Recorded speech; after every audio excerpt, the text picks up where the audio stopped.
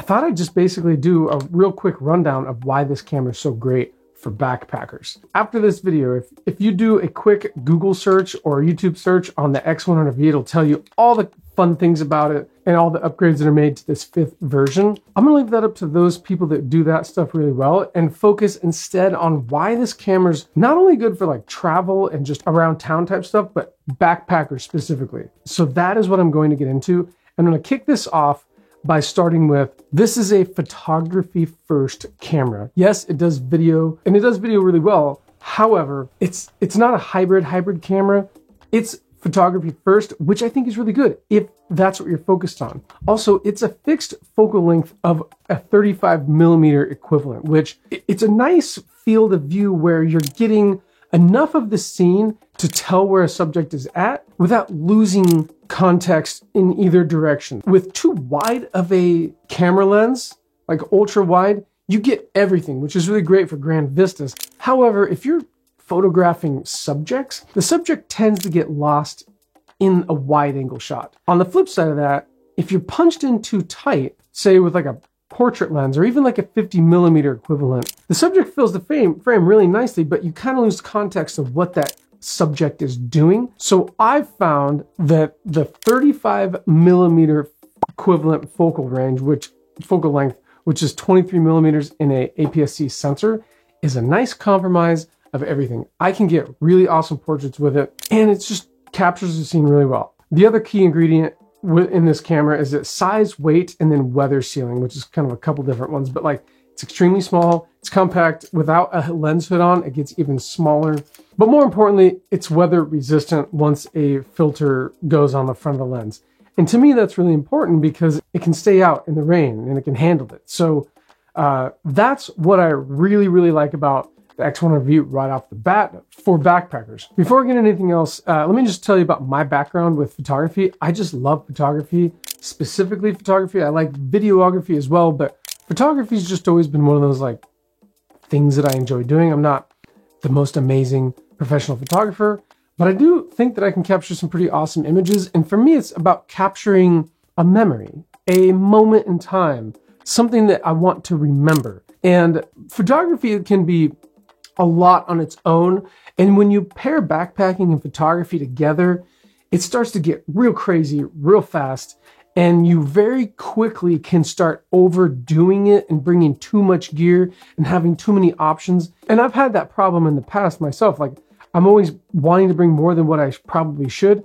And much like backpacking, if you just simplify everything down to what you like to do, like I like to take images of people doing things and subjects rather than big vistas and landscapes. And for me, that's why the X100V works really, really well. It kind of just cuts all the noise out and allows you to focus on what you're doing. Not only that, but this camera is not that complicated. Handful of buttons on the back, fixed focal length, very ergonomically easy to use, and it just makes sense. And to be completely honest with you, this camera is the reason why I sold my X-T4, because I kept reverting to this camera over and over and over again.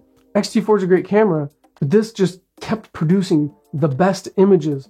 And that's probably because I kept using it, and that's what it's designed to do. It just takes your mind out of having to be inside the camera and puts you in the moment and allows you to move around. Now, having a fixed focal length is another strong point of this camera, in that it forces you to move around the scene to get the shot. Whereas like with a zoom lens, you're just punching in and out, which is really nice for flexibility. But the X100V is kind of like gives you a adventure inside of an adventure, if you know what I mean. For example, there was a waterfall that I was taking pictures of, and normally I'd probably just use a telephoto lens and punch in and go and get the picture and be done with it.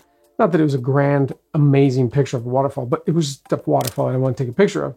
And this camera forced me to move around the scene to try and get the right composition. Again, not saying it's the perfect composition, but I had fun doing it. And that's what I love about this thing. In terms of backpacking, this camera can be powered by USB. So really simple process. There's a little door on the side and you plug your power bank in here. And this battery lasts a long time. I'm the type of person that I turn it off and then I turn it back on, or I turn it on, turn it back off. I don't just leave it on all the time. So I'm really very conscious of when I'm using my camera. You can use that thing all day long, on and off, on a backpacking trip, and then charge it at night and it's ready to go off one battery. Hardly sucks anything down on the battery juice side of things. So you have plenty of juice. Say you have like a 10,000 milliamp or whatever it is power bank. That's enough for your phone and that camera for a couple of days. No problem at all. Battery power USB, weather sealing, compact form factor, and just creates an amazing, amazing image. It's unfortunate that while I'm talking to you about this, there's absolutely none available anywhere. They're all on back order because everyone's starting to come around to the idea that this little freaking camera is amazing. But before you get too excited, I just want to tell you what the camera is not. It is not a wildlife camera. It's not a sports camera. They have a couple lens adapters, but this is not a telephoto camera. You're not going to be doing wildlife stuff. You're not going to be action sports. However, it does have a nice burst on it. And it's not a video-centric camera. So if you're looking for a hybrid, a really nice hybrid camera, or you maybe just looking for a video camera, this is probably not it. There's better options for you. But if you're looking for a camera to document your backpacking trips that's nice and fun to use, looks freaking cool, has analog dials on it, so you know exactly what you're doing and you're not lost in the menus all the time, this is a really great camera for that. Let me just put it to you this way. If I was going on a long distance backpacking trip, say the PCT 2.0 or the CDT or something like that, that camera would no doubt be on me because one, it's fun to use and it takes amazing images and it's almost built for backpacking. It's a traveling sized camera that just works out of the box, ready to go. And I think that a lot of people could benefit from this. And if you're a budding photographer, or you want to go from using your phone to a camera, but you don't want to spend, the money gearing up on a big system, you want to start dabbling in photography, I would highly suggest an X100V or any Fuji film camera for that matter, because Fuji has a way of teaching you about photography through the buttons and dials. When you're physically turning dials around and an aperture ring, it's really something special and it teaches you a lot more about photography. Now, I will say that I think a lot of brands are starting to take cues from Fujifilm in terms of having an adjustable aperture ring, physical dial, things like that. I think Fujifilm's doing it right there. So again, as of right now, this is like mid 2022, very difficult to get to, but take a look around. There's older versions that are probably just as good. They're just not as weather resistant.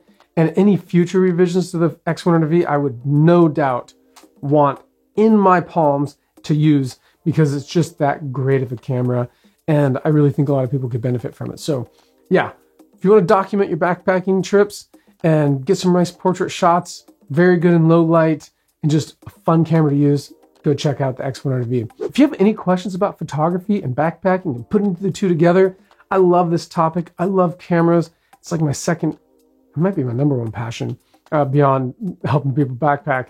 I would love to do more videos on that and answer any questions you guys have. I just love it so much.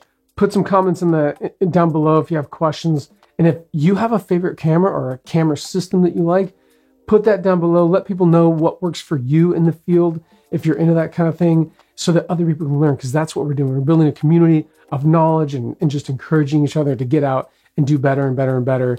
And who knows, maybe you'll find a friend down there in the comments. If you haven't checked out the links that I put in the description of these videos to the website, the podcast, the backpacking course, also the Facebook groups, please check those out. You can do so in the video description. I'd love to have you part of the group. And if you haven't said hello via email or in a Facebook group, either comment below, introduce yourself, or shoot me an email at emery@byland.co. I would love to hear from you. That's it for this video. Thanks so much for tuning in. If you're headed out on an adventure anytime soon, be safe, make great decisions, take great pictures, and we'll see you next time.